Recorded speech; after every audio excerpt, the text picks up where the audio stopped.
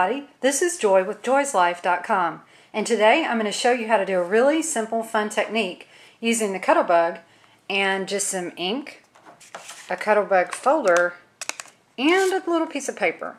What we're going to do is emboss the piece of paper with this Cuttlebug folder, but we're going to ink it using this ink right here, and that way the hearts that are on this folder will make a heart impression on the paper in a color. And I just really love this technique. It's so simple and it saves a lot of money because you don't really have to spend a lot buying expensive already embossed paper. And if you don't have a lot of different colors of paper around, that's no big deal because you can just make it yourself.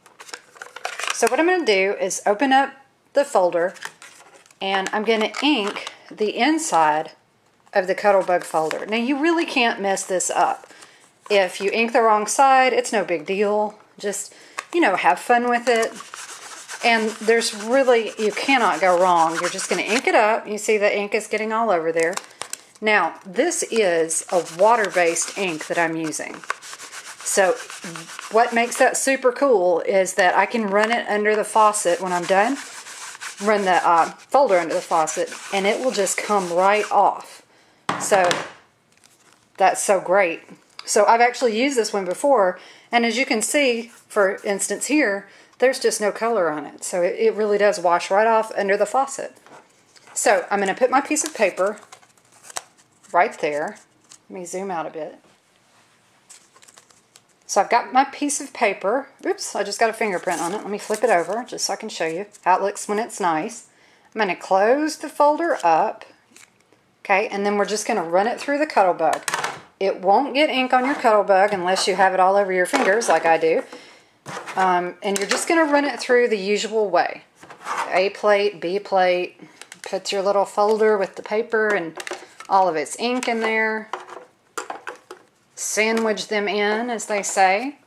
And then we're going to roll it through. Okay.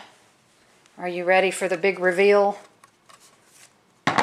This is so simple and so cool. You're going to like it. Oops, hold on. Ta-da! That's it. There's the folder. See, a lot of the ink came off. And then here is your embossed paper. Isn't that neat? Look at that. So cool. Very simple technique. And again, you just run this folder under the faucet in your kitchen or wherever you have a sink, and it will just come off. So, and again, that was the water-based ink that I'm using. You can use any kind of ink, but if you use a water-based, then this will just wash right off, as long as you do it pretty soon, I think. Although I have let mine sit overnight and they were fine. But if you just wash it off, it'll be all nice and clean. Let's do one more, and I'll show you it on a colored piece of cardstock. This time I'm using an embossing folder by Sissics, and it's from Stampin' Up. On the back of my folders, I like to always label them so I can tell you what they're called. I use a Sharpie, and on this one it's Petals of Plenty. And the Sissics folders are called Textured Impressions. So they're not Cuttlebug folders, but as you can see, they're nearly exactly the same thing. Here's that heart block one that I just used by Cuttlebug. You can see they're the same size. They're just like, well, I guess the Sissics one's just a tiny bit wider, but they're the same height. And they fit into the Cuttlebug just the same way. So what we're going to do is I'm going to ink up this Petals of Plenty.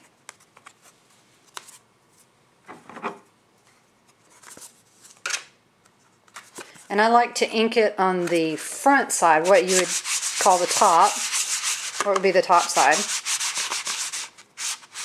And that's usually the side that says Cuttlebug or Sissics or whatever on it. And I consider the back to be the plain side, where they don't have any printing on it. Okay, so I'm going to use this yellow paper, and I'm using a purple water-based ink. We're going to close that up inside the folder, and then again, just run it through the Cuttlebug. So this time, the ink, it'll do exactly the same thing, but it's just a little bit of a different look because it's not on a white background.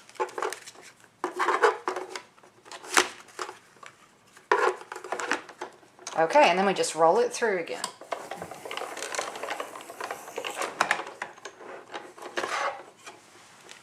All right, let's take a look and see what we've got. Oh, I think this is going to be so cute. Oh, wow, that is beautiful. Isn't that cool? I love it. This is such a fun technique. Whoop, I can't get it off. It is really embossed. Look how well that folder works. I love it. All right, so that's the purple on yellow. Now I'm going to show you a cool technique where we use black cardstock and we're going to use a white ink. Okay, I've used the Stampin' Up! Craft Whisper White pad and got some ink all over my fingers, didn't I? And I used it on the Allegro folder by Cuttlebug. So this is a pretty music folder. And now we're going to do just what we did before. I'll put black cardstock in here though, this time. And we'll just close it up. And I don't really like how I positioned that, so let me move it down a little bit. Okay. Alright, now we're going to stick it in there and roll it through. Oops, hold on, it's moving around a little. Okay. This is the best part, isn't it? When you take it out and see how it looks. Ta-da! That's pretty neat. It may not be my favorite, but I still think it's pretty cool. I think black on white might actually even look better, but this is still so cool. My daughter really loves guitar, so this would make a nice card for her. She would really like that. Or for a music teacher even. They'd like that too. So there you have it. We used the same technique on 3 different colors of paper using 3 different kinds of ink, and we got 3 really different outcomes. I just love the purple and the yellow. I think that is so pretty on the Sisyx textures that we did. And then this one we did black cardstock with the white craft ink. And here, this heart block one is so cute. I used this in a card that I made earlier in the year, and it was just so adorable. As a matter of fact, I've used this technique several times. On my website, you can go and see a lot of the different cards where I've done this, and I'll put a link on joyslife.com just below this video so you can go and take a look at those cards. But I just think that this is a terrific way to really make your cardstock stretch just using some simple folders like we have here and some ink and paper. And here is that heart block one that we already used, and see, it's all white again. I just ran it under the water, and because I used water-based ink, it just came right off. I hope you enjoyed this technique, and thank you for coming to joyslife.com. Bye!